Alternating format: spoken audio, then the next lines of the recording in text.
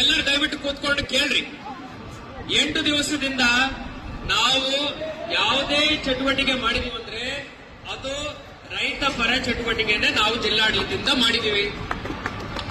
ರೈತರಿಗೆ ಯಾವಾಗಲೂ ತೊಂದರೆ ಆಗದಂತೆ ನೋಡ್ಕೊಳ್ಳಿಕ್ಕೇನೆ ಪ್ರಯಾಸ ಮಾಡಿದೀವಿ. 2 ಸೈಡ್ಸ್ ಇಂದ ವಾದ ವಿವಾದ ಬರ್ತಾ ಇದೆ. ಆದ್ರೆ ನಾನಿರ್ಬೋದು, ನನ್ನ ಪೊಲೀಸ್ ಆಯುಕ್ತರಿರ್ಬೋದು, ಯಾವಾಗಲೂ ಕಾನೂನು ಸುವ್ಯವಸ್ಥೆ ಕಾಪಾಡಲಿಕ್ಕೆ ನಾವು ಪ್ರಯಾಸ ಮಾಡಿದ್ದೀವಿ.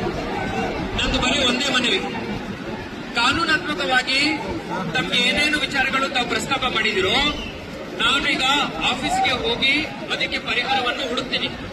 ನಂದೊಂದೇ ಮನವಿ, ನಾವೆಲ್ಲರೂ ದಯವಿಟ್ಟು ಊಟ ಮಾಡಬೇಕು. ಊಟ ಮಾಡಲಿಕ್ಕೆ ನನ್ನ ಆಫೀಸ್ ಕಡೆನೆ ಬನ್ನಿ. ಸಾರ್ವಜನಿಕ ರಸ್ತೆನೂ ಬಂದ್ ಮಾಡೋದು ಸೂಕ್ತ ಅಲ್ಲ. ನಿನ್ನೇನು ಮೊನ್ನೇನು ಬಹಳ ತೊಂದರೆ ಆಯ್ತು. ಪಕ್ಕದಲ್ಲಿ ಆಸ್ಪತ್ರೆ ಇದೆ, ಶಾಲೆ ಮಕ್ಕಳು ಹೋಗೋ ದಾರಿ ಇದೆ. ನಂದು ಒಂದೇ ವಿನಂತಿ, ಈ ರಸ್ತೆಯನ್ನು ತಾವು ಖಾಲಿ ಮಾಡಿಬಿಟ್ಟು ನಮ್ಮ ಜಿಲ್ಲಾಧಿಕಾರಿ ಅವರ ಕಚೇರಿ ಕಡೆ ಬನ್ನಿ.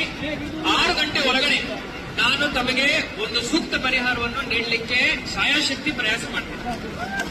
ದಯವಿಟ್ಟು 6 ಗಂಟೆ ಅನ್ನಕ್ಕೆ ಹೋಗ್ಬೇಡ್ರಿ ಸರ್. ಇನ್ನು 1 ಗಂಟೆ ಟೈಮಿಂಗ್ ಕೊಡ್ತು. ನೀವು ಹೇಳಿರಲಿಲ್ಲ, ಇದನ್ನ ಬಿಟ್ಟು ನಾವು ಊಟ ಮಾಡಕ್ ಹೋಗ್ತು.